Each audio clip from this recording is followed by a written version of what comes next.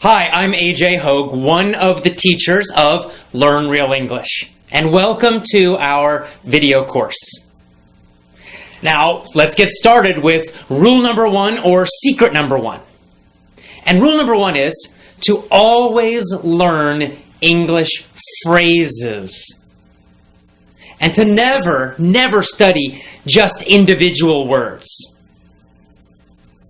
So, in this course, we're going to teach you a totally new way to learn English, a totally new way to study English so that you can speak English quickly, easily, automatically, powerfully, confidently.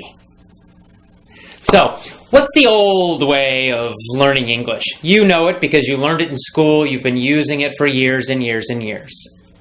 You sit in a classroom, you've got a textbook, you memorize lists of vocabulary words, you study lots and lots and lots of grammar rules, you do lots of reading and little fake conversation drills and activities. And this is the traditional old way of learning English, but we have a totally new and different way of learning it, and we're going to teach you each part of that, one part every day for a full 7 days. So let's start with part one, secret one, rule number one. Learn phrases, not individual words. Now, of course, a phrase is a group of words. It's a group of words that naturally go together. This is very important. You see, when you only study individual words, you are doing a number of things that make learning difficult. Number one, when you study just an individual word, like a vocabulary, something in a vocabulary list, or even in your notebook, you write one single word and then you write the meaning or the translation. Here's the problem.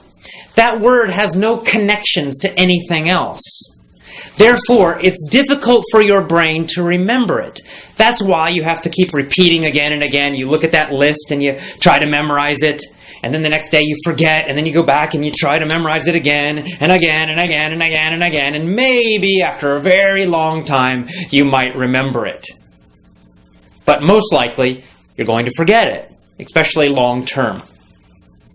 And yet, that's the way most students are learning English and studying vocabulary. Here's another problem with just learning single words. When you study just single words, you're not learning any grammar. But when you study phrases, you are actually learning grammar. It's a kind of an effortless, easy way to learn grammar. You don't need to think about rules. You don't need to think about anything. And yet, you will be learning correct grammar when you study groups of words instead of phrases. Let me give you an example of this. Let's just, take any phrase like, or a simple sentence. He was a bad dog. He was a bad dog. Now, let's imagine that you're a new English student and, the word bad is new for you. Of course, I know you know it, but let's just imagine you go way back to the very beginning, your first year of learning English, and bad is a new word. Now, the normal way of studying that, you would write it down, bad, it would be in a little, a list, and then you would study, bad means not good, bad means not good. You'd probably translate it to your own language. And then after lots and lots and lots of time, maybe you would remember it. Well, using our system, you do something very different. You would write down that whole phrase. He was a bad dog. It's actually a full sentence. Or you could just write down, was a bad dog, or he was a bad dog, whatever. And then every single time you study or review, you would always study the full, complete phrase. You would never just study that word bad. You would study the whole thing. Now, by doing that, you're getting free grammar. How do you know? Well, because first of all, you're getting that verb, was. Right? Was. And that's just going to stick in your brain. He was, he was, he was. You're also learning articles. You don't need to remember what that means. You don't have to even worry about it. And yet you know that it's correct to say, in this situation, a bad dog. He was a bad dog. Some people say a. He was a bad dog. Both pronunciations are correct. So he was a bad dog. He was a bad dog.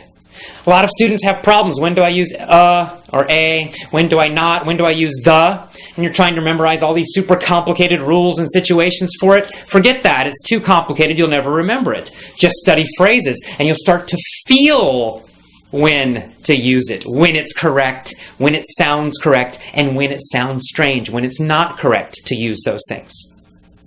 And of course, this is true for all grammar, all phrases, all vocabulary. By studying a full phrase, or even a full sentence, always, always, always, you're going to get lots of grammar. You're going to learn which vocabulary words go together naturally, and you're going to know when to use them in which situations.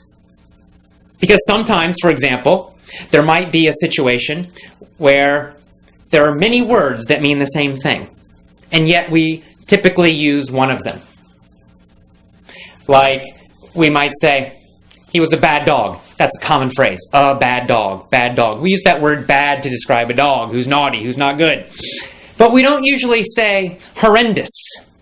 Now, horrendous means super, super bad, really terrible. And yet, we don't usually say he was a horrendous dog. It sounds strange.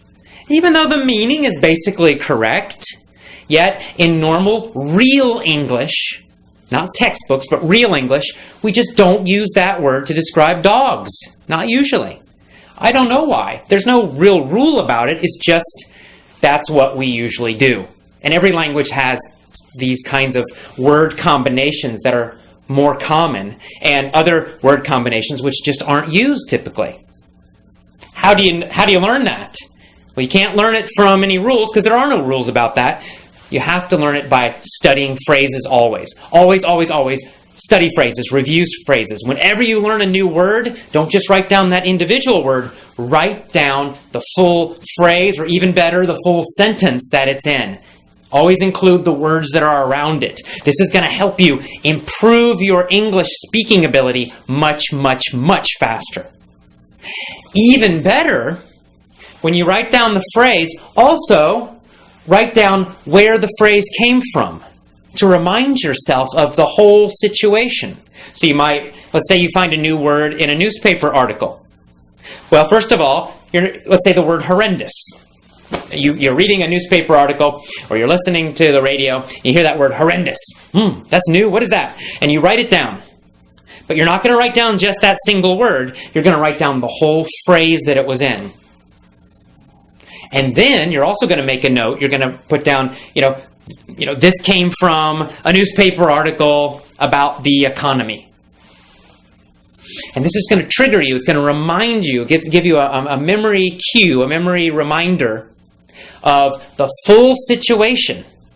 So now you're not only getting just this single word, you're getting the full phrase or sentence that it's in, and you're also reminding yourself where that sentence came from. What was the general topic? What was the general situation?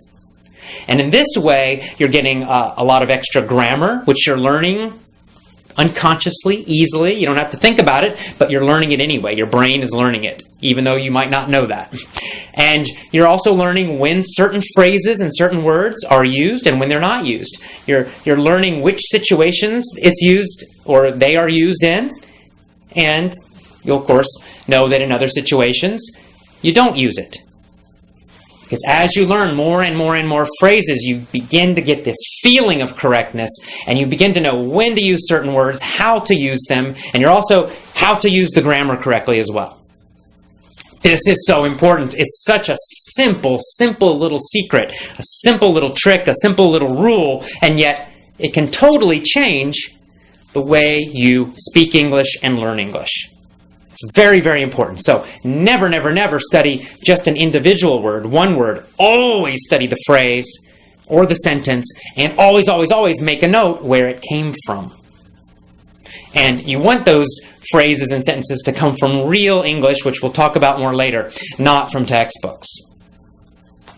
Here's another advantage of studying phrases and full sentences and always knowing the situation that they came from. Phrasal verbs. You guys know about them. You know all about phrasal verbs. They're a frustration for so many students, right? To be knocked out or knocked up have totally different meanings, right? Knocked out is a phrasal verb. It's a two-word verb. It's a verb phrase. And to be knocked out means it's like in boxing or sports. You get hit and it's like you're asleep, right? Boom, knocked out on the floor. To be knocked up means to become pregnant. And we use that for women. Now, there's no way if you just look at the individual words to know the meaning. Right? Knocked out, knocked up. It's not logical. You just have to learn each one individually. But if you just try to study lists of phrasal verbs, you're going to become very confused. You'll start confusing one with the other. You're going to forget. And it's horrible, and you don't want to do that. It's not effective. It doesn't work. But if you learn those phrasal verbs from real situations, real sentences, real articles, real audios, real speech, and then you always study them in the whole sentence, so then you know the situation, right? If you get the whole sentence, the fighter knocked out the other fighter. And you're always studying that full phrase or sentence. The fighter knocked out the other fighter. You're going to just naturally know. You got that word fighter in there. Helps you to remember the situation. And it helps you to remember the meaning of that phrase, knocked out. Or you could say, the woman got knocked up by her boyfriend. Right? So now you're like, oh yeah, boyfriend. It gives you a clue, gives you an idea of the meaning of that phrase. And you'll know that you always use that phrase in situations that describe pregnancy. This is much better than studying lists and lists and lists of phrasal verbs. So, what's our first rule? What's our first secret? Always, always, always study phrases, groups of words. Always write down a note about where the phrase came from to remind you of the situation. And no more, never again, study just individual words. And that's all. That is powerful secret number one, rule number one for learning to speak fantastic, amazing English. Start using this rule immediately today. Okay? We'll see you tomorrow for rule 2. Bye-bye.